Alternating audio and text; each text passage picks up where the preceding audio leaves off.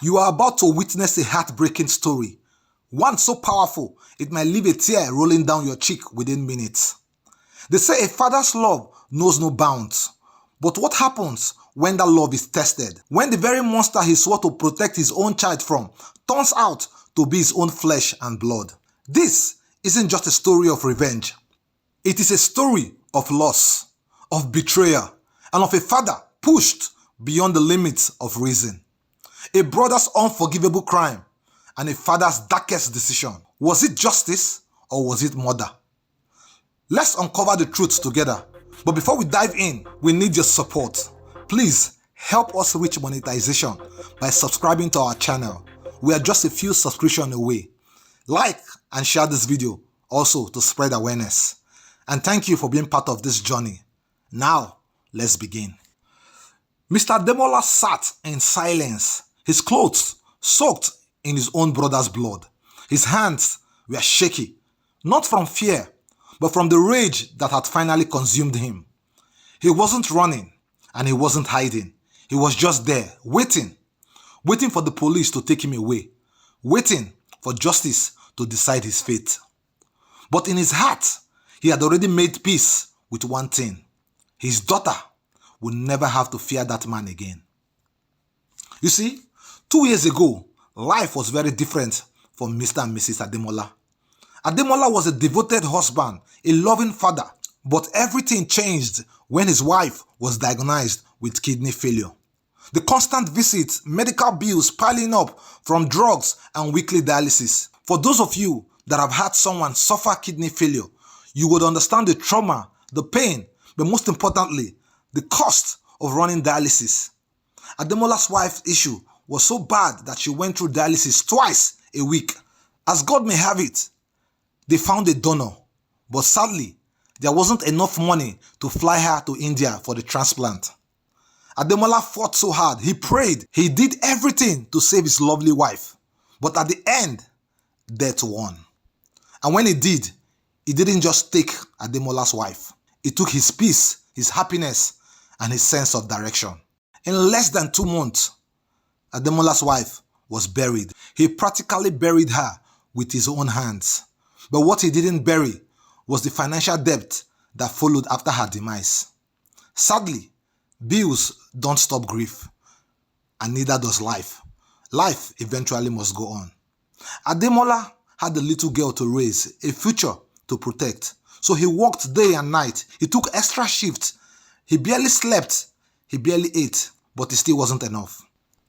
Meanwhile, his younger brother Joseph came to stay with him after the death of his wife.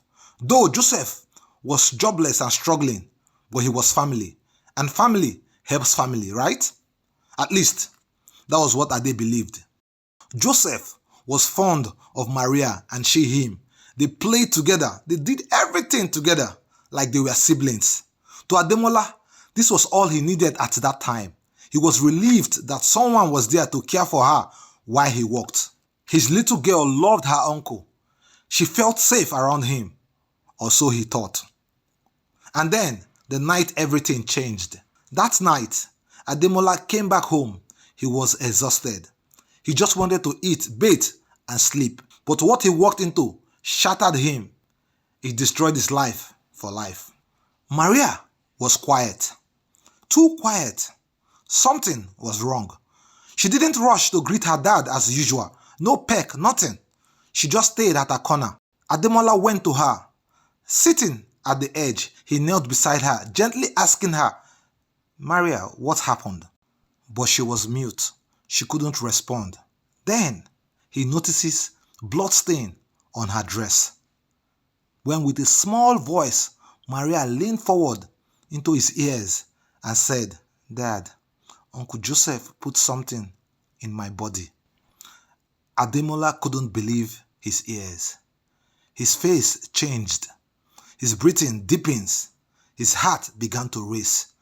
A single tear rolled down his face, but his eyes were cold. He was filled with rage. So Ade stood up, stormed the guest room, and he saw his brother sleeping, but he couldn't waste any time. There was no time for police, no time for the law. His own blood had hurt him. His own blood had hurt his only child. And for that, there was only one punishment. Ade slammed his brother's face with a strong fist, but he didn't stop there. He kept punching him on and on and on and on. Blood splatter everywhere, his jaws broken. Ade didn't stop. Not when the screams turned to grabs of air. Joseph was struggling for air, but Ade didn't stop. Finally, it looked like Joseph was unconscious. He stopped fighting. His body was about to get cold. So Ade stepped back, panting, but something inside him wasn't done. Pain wasn't enough. He wanted to make him feel fear. He wanted to make him feel helpless, just like his daughter had felt. Ade tied his brother up to a chair, then put a pressing iron on. He waited till the iron was so hot that the glow reflected in his cold eyes. Ade took the iron, the very hot iron, and pressed it on Joseph's testicles. Joseph screamed. His scream filled the air. His scream was so loud, but Ade was so angry that he didn't even hear him. Ade then later went inside and collected an axe. He raised the axe up and finally he did the unthinkable. In the early hours of the next day, a bike motorist found human remains by the side of a bush path. Police arrived at the scene. The town woke up to a horror they could never imagine. Pieces of a man scattered in a black bag. Investigations led the police to Ademola's house. But guess what? When the police came, he didn't even resist them. He only asked one question. In his soft voice, he asked, "Is my daughter safe? Is my daughter okay?" Ademola was taken away by the police.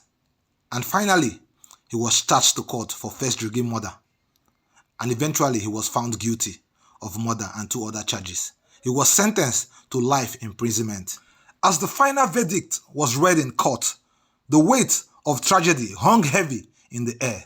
Ademola and Joseph's parents sat in silence, their hearts shattered.